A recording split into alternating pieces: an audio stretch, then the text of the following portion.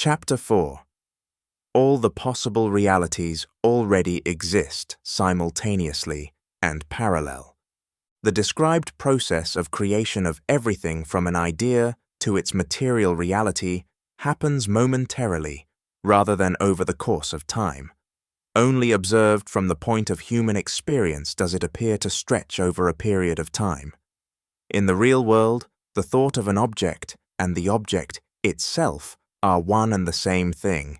It simply happens that the nature of reality that consists of the four familiar principles, or dimensions, keeps them apart. This is why we have the existence that consists of the information about the objects and the objects themselves. If it were not so, there would be no objective world. Everything would be one diffused unity. A man's experience splits it, and it is the only thing that can creatively put them back together again. We have already stated that the quantum field is a place where the entire existence is joined in one timeless unity, in which everything that has been or will be manifested already exists. So basically, there is nothing new that could take place. We have said, accordingly, that this unity exists based on the principle of the holograph, where every tiny detail contains the principle of the wholeness. Now we must introduce yet another great principle, so as to be able to comprehend how all of this can function. It is the principle of parallel realities. Since the foundation of nature is one timeless unity, it is evident that whatever comes out of this unity cannot be a myriad of separate objects existing in time. In other words, God does not waste time on linear creation. He creates everything he can create and has already created, but not all of it belongs to one reality exclusively. All potential realities coexist in parallel. Those are not some elusive other dimensions that quantum physicists confuse you with. Parallel dimensions are simply the ones that constitute our life experience. For example, you grew up in a dysfunctional family with divorced parents, which greatly affected you. You had psychological problems and difficulty in adjusting to your environment, your community, and the challenges in life. That is one reality. Afterward, you used your intelligence and learned a thing or two about psychology. You were able to see that your situation wasn't unique and that it had its cause, so you decided to do something useful with your life after all. You improved your attitude, upgraded your school report, and made a conscious choice to go on to a higher education in order to give yourself a better start in life. You paved the way for making something of yourself and to lead a successful life, much better than that of your parents. That is the choice of a different reality. However, you still haven't completely left the first reality behind. You are forced to revisit it. You should know that realities interchange frequently, and they affect one another in numerous ways. You still live in your old neighborhood with the problematic kids. Some of them are maybe even your relatives, who are fixed to and define the first reality. The people you live with and who constitute your first reality are still around and may affect or hinder the manifestation of your second reality and its realization. The more you persist in your new reality, and that is the reality of an up-and-coming individual, the more the persons from your former reality will begin to fade and eventually disappear from your life. You may see them again, but they will not have the same hold over you they previously had back in the day when you shared the identical reality with them. Mental and emotional independence from the specific influences is the feature of disassociating from the reality that generates the influence. It is often necessary to distance ourselves from the individuals that belong to the former reality we wish to abandon, because the interference may be too strong.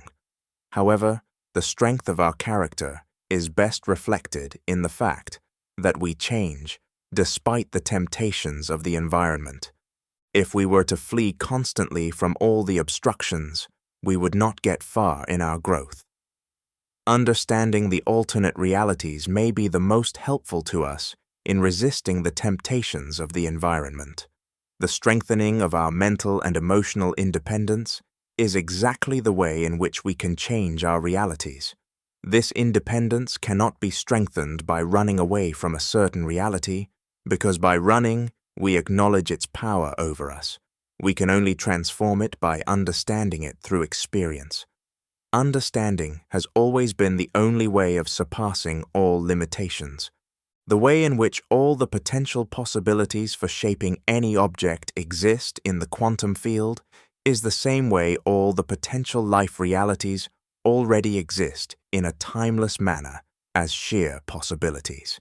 It is up to our awareness which of the realities we get to choose and how we organize the transition between them.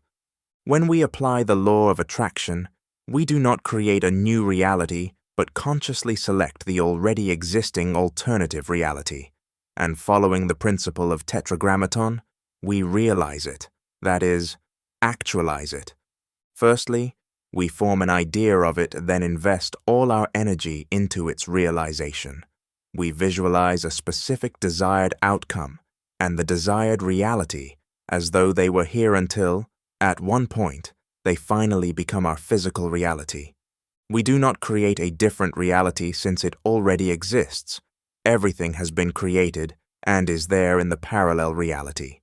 We only select it and cross over to it. We merely actualize it with our awareness, and we transfer it from the potential or implicit state into the actualized or explicit state. The tiny changes and transitions from one reality to another happen all the time.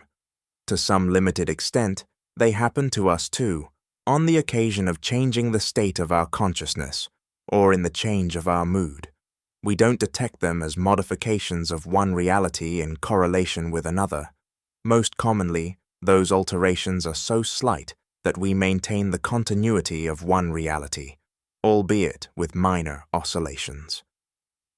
It can be argued that there are multiple I's in us, and that every single one represents one reality. However, sometimes a strong blow hits us, and it changes our personality permanently. Likewise, negative changes can also occur, and they modify our I's into fragments so that one eye has no knowledge of the other ones. It happens thanks to the fact that our reality is multidimensional, and all the realities act together simultaneously and as parallel options. Such nature of reality sometimes overpowers our consciousness and maintains the continuity of one reality.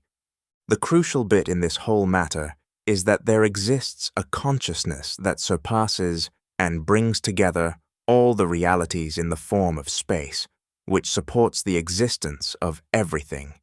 This consciousness is our essential consciousness, the consciousness of our soul. It is above all the realities and all the change. The very fact that we can testify to all the realities and their change here proves that we possess the awareness that goes beyond any reality. Only if we are above something can we be objectively aware of it. The essence of consciousness is in its power to rise above everything. Consciousness is the core of the total existence, and it is always available. It can be so only because the existence is momentary and unsubstantial, and owing to the fact that it resides in the parallel realities. If consciousness had to travel through time and space, it would require an enormous amount of energy and time. Therefore, no momentary conscious communication would be a possibility in the entire existence. However, it exists, and it has been proved beyond doubt. Our primary goal is to ascertain our true consciousness and to implement it in our daily performance, in the surpassing of any reality, in order to surpass consciousness, which it is identified with and conditioned by in a specific reality. Only with this type of freedom and objective consciousness can we begin to change our realities. The only way for a reality to perpetuate is for the consciousness to be identified with it. Once we discover that we are the primary consciousness, we will not be the slaves of any given reality. Why is this so hard?